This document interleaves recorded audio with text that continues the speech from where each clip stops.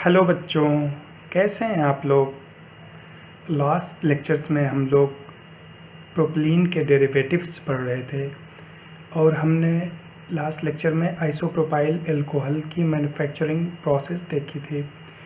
इस लेक्चर में हम लोग आइसोप्रोपाइल अल्कोहल को यूज़ करके एसीटोन कैसे बनाते हैं उसके बारे में पढ़ेंगे।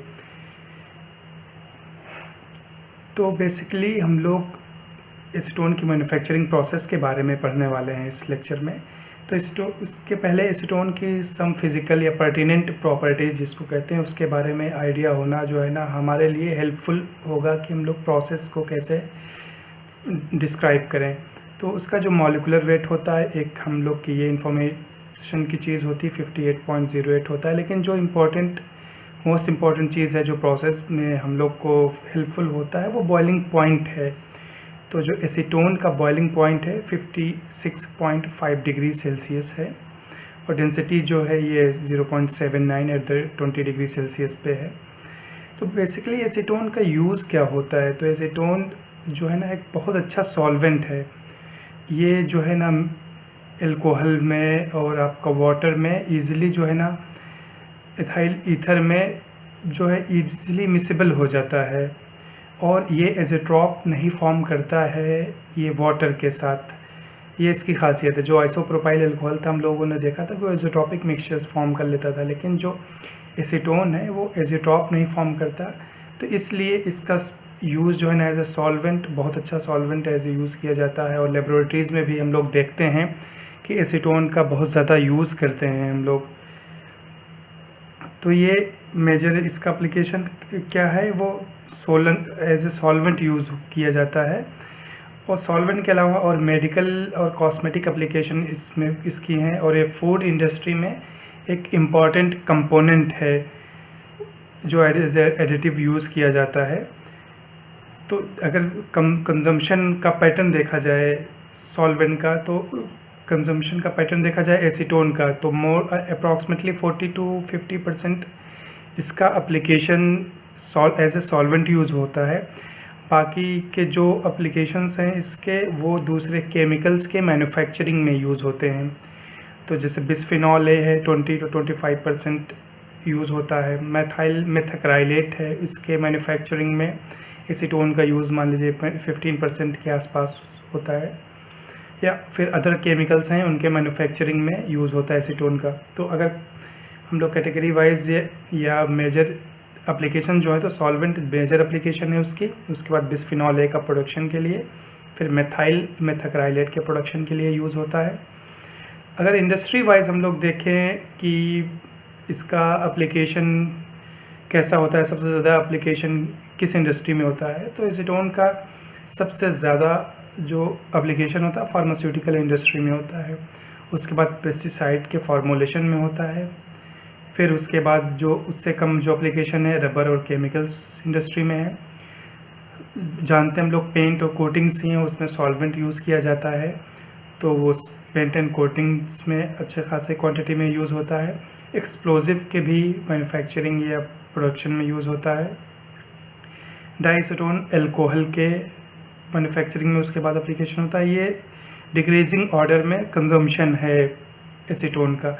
मेथाइल आइसोब्यूटाइल कीटोन के भी प्रोडक्शन में होता है। तो अब हम लोग देखेंगे कि मेजर प्रोडक्शन रूट्स क्या हैं। हम लोग मेथनॉल को कैसे एसीटोन को कैसे प्रोड्यूस कर सकते हैं। तो स्टार्टिंग में जब हम लोग डिहाइड्रोजनेशन रिएक्शन पढ़ रहे थे तो वहाँ पे भी हम लोगों ने देखा था कि जब आपके आइसोप्रोपेनॉल को डिहाइड्रोजनेट करते हैं, मतलब हाइड्रोजन रिमूव कर देते हैं, तो वहाँ पे हम लोग को एसीटोन मिल जाता है। तो जो मेजर इम्पॉर्टेंट रूट है, मान लीजिए कैटालिटिक डिहाइड्रोजेशन ऑफ आइसोप्रोपेनॉल है। ये को प्रोडक्ट है जब किस प्रोसेस के, जब फिनॉल बना रहे होते हैं हम लोग क्यूमीन से, तब एज ए को प्रोडक्ट हमें ऑब्टेंड होता है और ये क्यूमीन के ऑक्सीडेशन से भी मिलता है। मोर देन 70% जो अब तक इंडस्ट्रियल एप्लीकेशन है वो cumene as a raw material as a source use किया जाता है एसीटोन के प्रोडक्शन में। और फिर हमारे पास ऑक्सीडेशन रूट्स हैं। ऑक्सीडेशन में हम लोग किसका ब्यूटेन का ऑक्सीडेशन कर दें तो हम लोग को मिल जाता है। ऑक्सीडेशन ऑफ प्रोपिलीन है, उसके भी फर्मेंटेशन भी एक रूट है। मोलासेस हम लोगों ने पढ़ा था कि जो शुगर इंडस्ट्री होती है उसमें जो शुगर केन के एक्सट्रैक्शन के बाद वहाँ पे एक स्टिकी जो है मटेरियल बनता है, वो जो एज ए वेस्ट ही कि ये यूज़ एज ए वेस्ट होता है, बहुत ज़्यादा एप्लीकेशन नहीं है, लेकिन वहाँ से उसका एथाइल अल्कोहल बनाने में भी यूज़ होता था। और ये फर्मेंटेशन जो है ना, मोलासेस का फर्मेंटेशन कर देते हैं तो वहाँ से भी हम लोग को एसीटोन प्रोड्यूस हो जाता है। एक और मेथड है जो हम लोग ग्लिसरीन प्रोड्यूस कर रहे होते हैं तो उसका एक ये को प्रोडक्ट होता है। H2O2 प्रोसेस से, हाइड्रोजन पेरोक्साइड मेथड से जब हम लोग ये ग्लिसरीन प्रोड्यूस कर रहे होते हैं तो वहाँ पे एज ए को प्रोडक्ट ये फॉर्म होता है। तो ये बेसिक रूट्स थे। अब जो डिहाइड्रोजनेशन प्रोसेस है उससे किस तरह बनता है, तो डिहाइड्रोजनेशन में हमने पढ़ा था कि जो रिएक्शन होगी तो जिस भी कार्बन से ये अल्कोहल जुड़ा हुआ है उससे जो जुड़ा हुआ है दोनों हाइड्रोजन रिमूव हो जाएंगे। हाइड्रोजन रिमूव हो जाएंगे तो C डबल बॉन्ड हो जाएगा, एसीटोन बन जाएगा और प्लस हाइड्रोजन ये जो यहाँ से रिमूव हुई है हाइड्रोजन बन गई।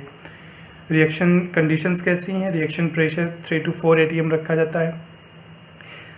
हालांकि जो ये रिएक्शंस हैं, ये रिएक्शन है वेपर फेज रिएक्शन है, ये लोअर प्रेशर पे फेवरेबल है। ये जो डिहाइड्रोजनेशन प्रोसेस होता है higher temperature 400 to 500 degree Celsius और लोअर प्रेशर पे फेवरेबल होता है।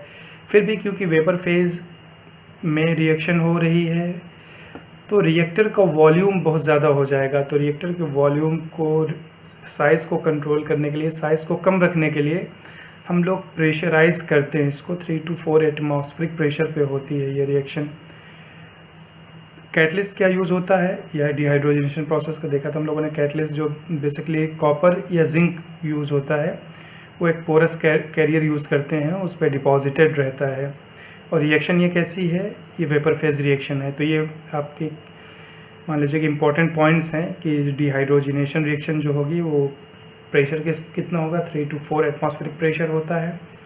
टेम्परेचर जो होता है हायर टेम्परेचर रिएक्शन होती है 300, 400 to 500, तो हम लोग को उतना रिएक्शन टेम्परेचर प्रोवाइड करना पड़ेगा। कैटलिस्ट कॉपर या जिंक कैटलिस्ट हम लोग यूज़ कर सकते हैं पोरस मीडिया पे डिपॉजिट करके। और वेपर फेज में रिएक्शन होती है। तो हम लोग प्रोसेस देखना चाहेंगे कि प्रोसेस कैसे ये एक्चुअली मैन्युफैक्चर होता है इंडस्ट्रीज़ में।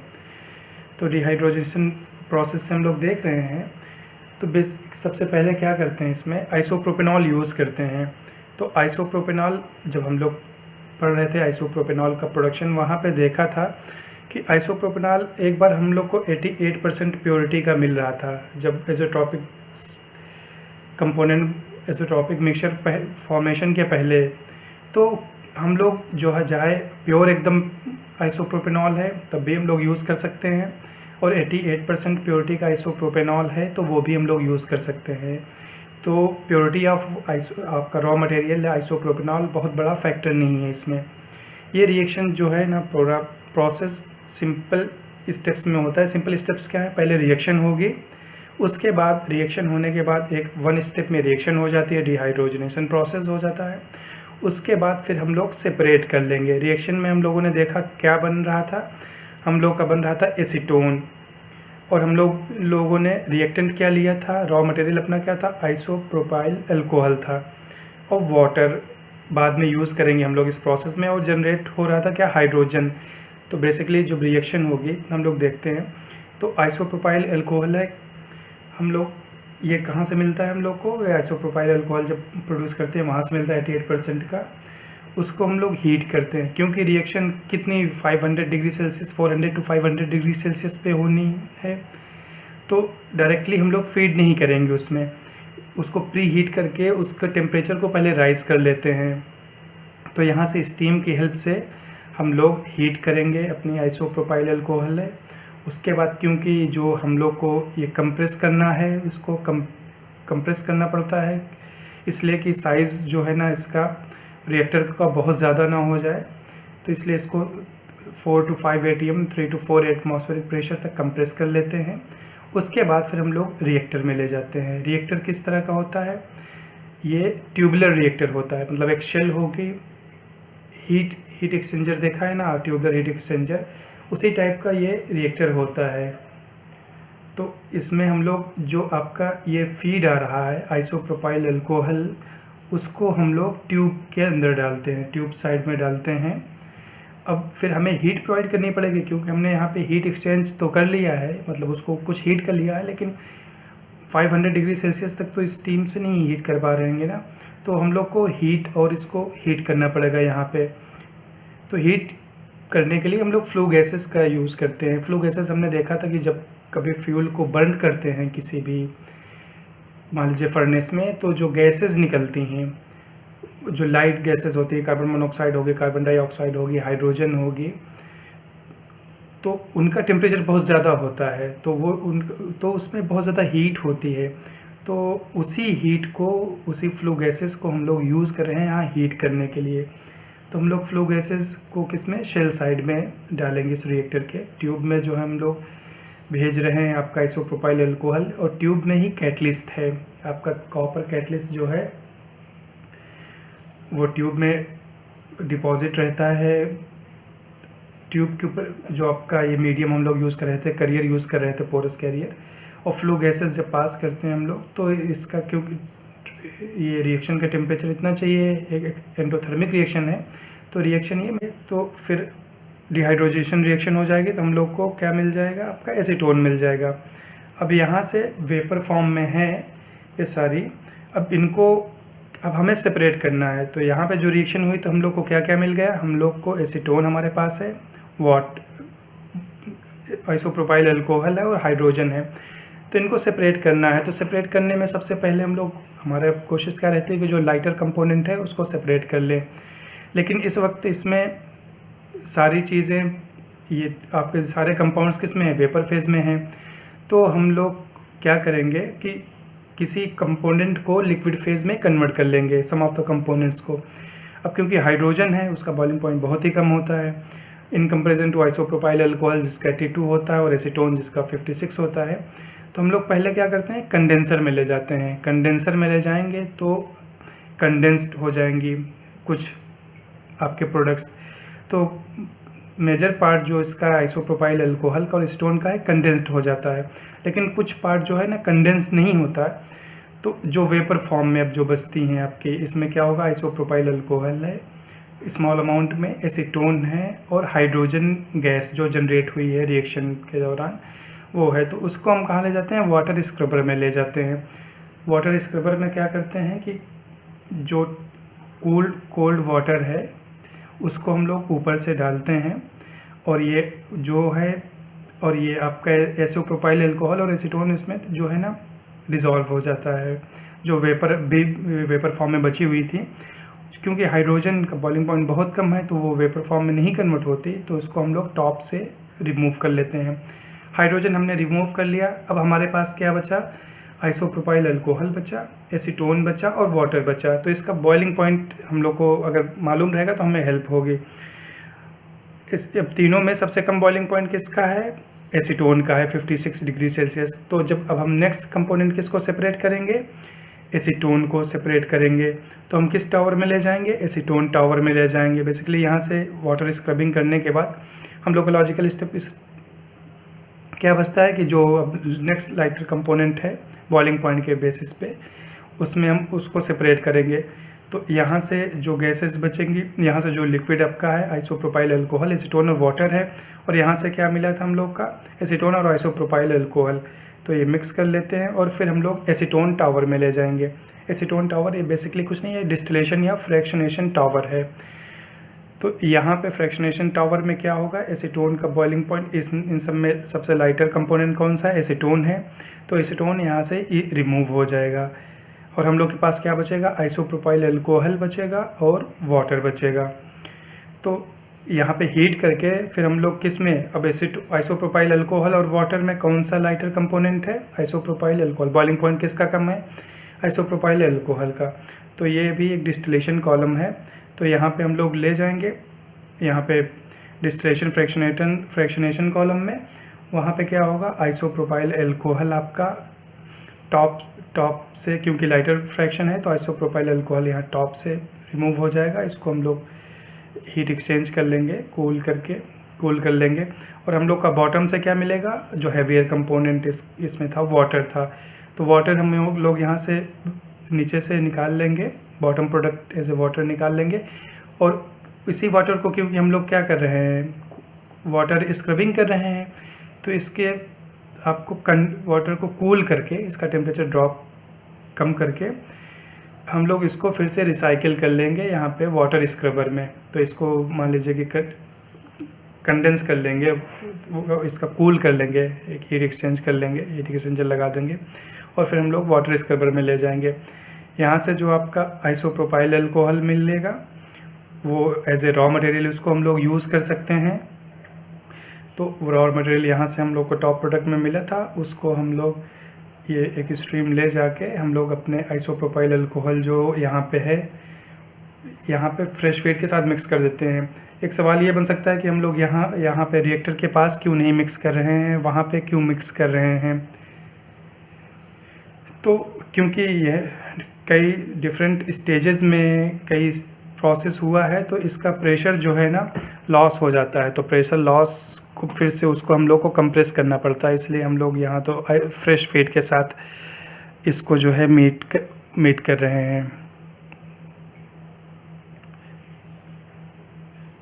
क्या हम लोग इसको, एक ये सवाल हो सकता है कि हम लोग अगर कंडेंसर ना लगाएं तो क्या इसको जो आपका यहाँ से वेपर फेज़ में आ रही है डायरेक्ट इसमें वाटर स्क्रबर में डाल दें तो कोई इशू होगा।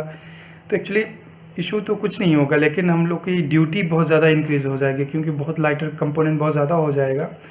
तो इसका साइज़ जो है ना वाटर स्क्रबर का, एब्जॉर्प्शन टावर का बहुत ज़्यादा इंक्रीज़ हो जाएगा और हम लोग को वाटर जो है ना बहुत ज़्यादा सर्कुलेट करना पड़ेगा, तो वो प्रोसेस को कंट्रोल करना मुश्किल हो जाएगा। तो इसलिए बेटर ये होगा कि पहले हम लोग कंडेंसर में ले जाके जितना पार्ट कंडेंस हो सके उतना ज़्यादा पार्ट हम लोग कंडेंस कर लेते हैं, बाकी जो बचती हैं आपकी वेपर्स उनको ले जाके ईज़िली वाटर के एब्जॉर्प्शन में ले जाके हम लोग वहाँ से वाटर एब्जॉर्ब कर लेते हैं।